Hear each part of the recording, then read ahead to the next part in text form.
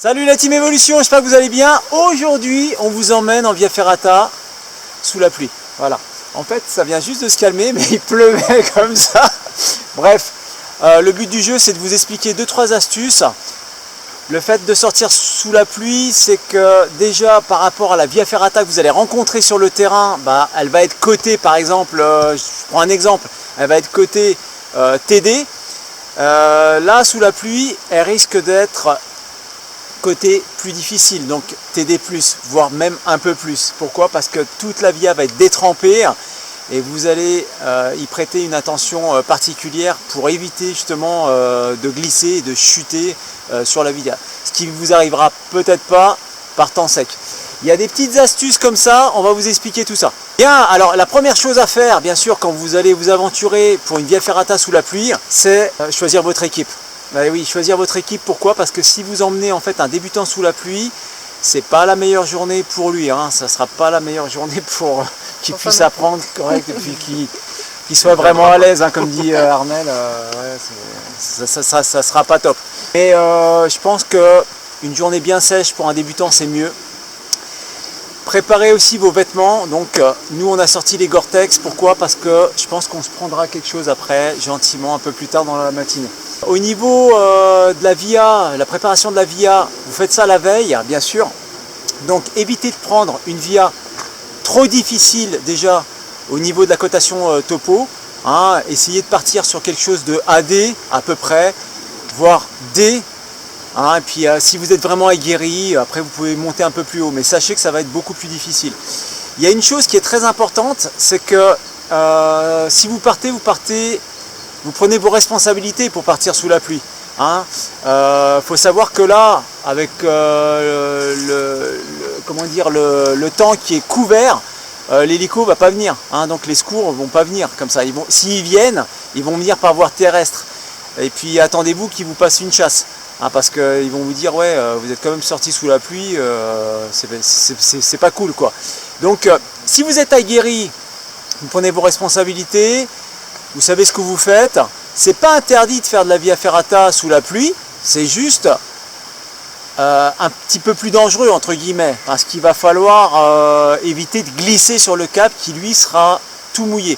Donc il faudra prendre un petit peu plus de matériel.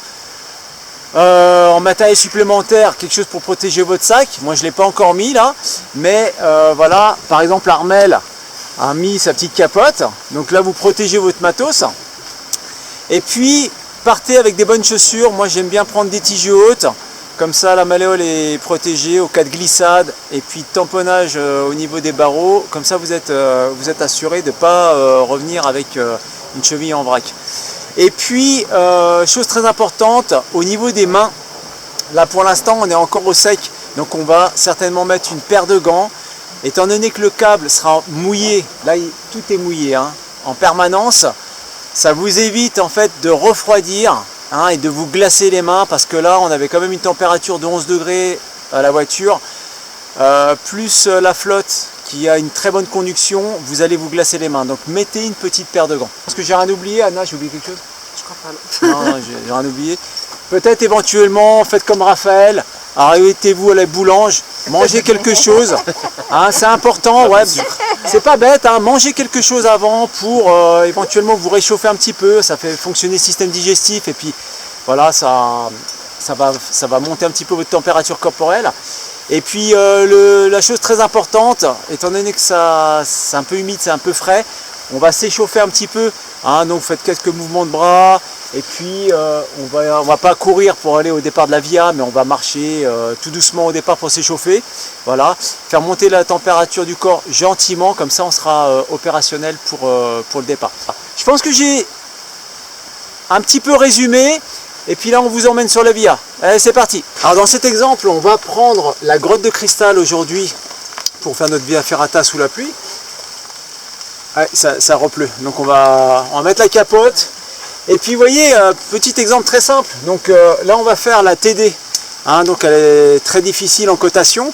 Par contre aujourd'hui avec la flotte, étant donné que ça va glisser, on peut considérer, on va être soft, mais on peut considérer que ça va être une TD+. Voilà. Après, en fonction de votre niveau, vous allez certainement surcoté, mais c'est pour ça que je vous dis, prévoyez plutôt une via ferrata plutôt facile, entre guillemets, du AD ou du D, et puis comme ça, vous serez moins surpris. Alors si jamais vous n'avez pas de sac étanche comme Benjamin, regardez, là on a un sac étanche vraiment, voilà, il n'y a rien qui passe, hein, donc c'est vraiment top. Vos affaires sont à l'abri. Et ben pour protéger en fait le minima, si jamais vous devez protéger votre téléphone portable ou votre radio, pour éventuellement voilà, communiquer avec les secours, éventuellement, mais comme je vous l'ai dit au début, hein, prenez vos responsabilités quand vous venez faire une via sous la pluie, hein, vous êtes conscient de votre niveau, si jamais votre niveau ne correspond pas, passez la main ou allez-y avec des personnes qui sont plutôt aguerries, hein, qui peuvent vous faire voir. Voilà, donc moi je vais mettre la capote, j'ai une capote sur le sac, mais si jamais je protège mes papiers d'identité, vous voyez, dans un petit bag comme ça complètement étanche là, et puis comme ça on est tranquille. Alors petite astuce, hein, quand vous faites une petite traversée, voilà, là on a Anna sur les barreaux sont mouillés, donc ce que vous faites, vous mettez votre pointe de pied en contact avec le rocher et vous posez naturellement le pied dessus. Comme ça, ça vous évite tout simplement de glisser sur le barreau. Voilà, cette petite astuce, ça prend pas beaucoup de temps, et puis après, voilà, vous faites ça seulement dans les passages les plus délicats, vous n'allez pas faire ça sur toute la via. Comme ça ? Ouais, nickel, voilà. Et comme ça, il n'y a rien qui part. Ce qui peut arriver là, parce que là, on a une paroi qui est sèche ici à cet endroit-là, il faut toujours rester vigilant au niveau des pieds. Voilà, bien positionner ses pieds pour pas que ça parte.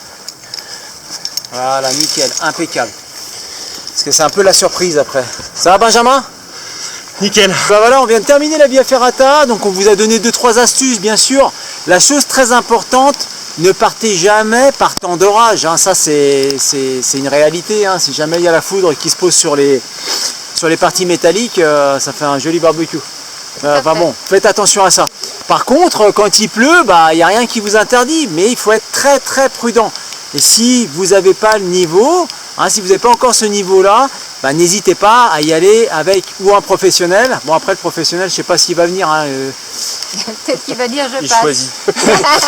Il choisit la météo. Mais bon, voilà, il va peut-être choisir des conditions beaucoup plus clémentes pour vous emmener que des conditions comme celle-ci, quoi, hein, d'accord ? Bien, bah, on se fait plaisir, on fait la tiro à la fin. J'arrive pas à la faire. Voilà. Premier coup, hein. Benjamin installe son bateau tranquillou. Même quand il pleut, vous pouvez faire une tyrolienne, il n'y a pas de souci. Hein. Ce qui se passe, c'est en fait, c'est les tapis à l'arrivée. Les tapis vont être vraiment glissants. Donc, essayez de freiner un petit peu avec votre main munie d'un gant, le câble derrière le chariot. Comme ça, ça vous évite d'arriver un peu trop vite. Benjamin est motivé. Wouh, nickel. Ah, il fait un peu l'araignée, nickel. Impeccable, ça glisse un peu à l'arrivée. Hein. Bon, faudrait peut-être couper ça. Là, ça ne dérange pas la pluie. C'est parti pour une deuxième tiro. Allez, go. On est prêt, on y va, on est... Wouhou! Deuxième tyrolienne. Bon, ça dérange pas du tout la pelote. Hein. Bien, si ça vous dérange pas, vous pouvez faire à volonté. Hein. Ça rend heureux la flotte. Ça fait déjà le deuxième tour qu'on fait. On y va tout cool.